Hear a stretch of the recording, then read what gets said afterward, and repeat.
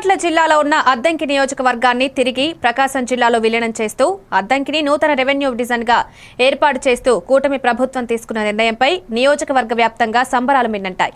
అద్దంకి మండలంలోని మణికేశ్వరం గ్రామంలో CM Chandrababu, MLA Gottipati Ravikumar చిత్రపటాలకు గ్రామ టీడీపీ ఆధ్వర్యంలో నాయకులు, కార్యకర్తలు పాలాభిషేకం చేశారు.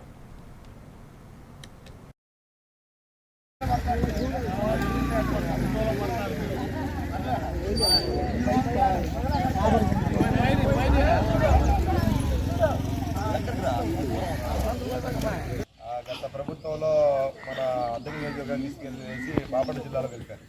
బాపట్ల జిల్లాలో కలపడం వల్ల మనం బాపట్ల పోవాలన్నా, ఆర్టీఓ ఆఫీస్ చీరాలు పోవాలన్నా చాలా ఇబ్బందికరమైంది. అలాంటి ఇబ్బందుల కోసం చూస్తూ ఉంటే సారంతా తిరుగుతాం అందరూ చెప్పడం జరిగిందనమాట. ఈ విధంగా మండలంలో నుంచి బాపట్ల పోవాలంటే 100 కిలోమీటర్లు అవుతా ఉంది. అద్దెకి నుంచి పోవాలంటే ఉదయం నుంచి సాయంత్రం దాకా అక్కడే సరిపోతుంది. ఒకవేళ ఆ పని కాకపోతే మళ్ళీ రెండో రోజు పోవాలంటే మళ్ళీ బాగా వ్యయప్రయాసాలు కోర్చాల్సి వస్తుంది అని చెప్పనగానే సార్ అప్పుడు ప్రతిపక్ష నేత చంద్రబాబు నాయుడు గారి దృష్టికి, నారా లోకేష్ గారి దృష్టికి కూడా తీసుకెళ్ళడం జరిగిందనమాట.